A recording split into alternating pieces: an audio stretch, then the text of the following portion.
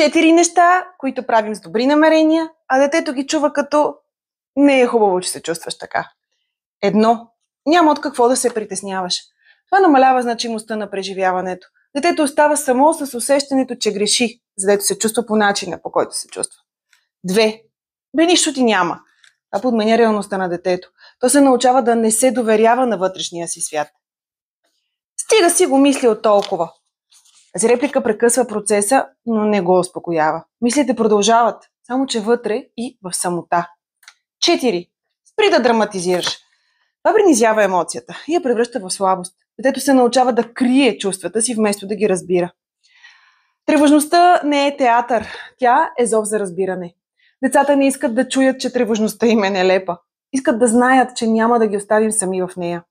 Нека не забравяме, че увереността започва с чутото, не с насъдените убеждения.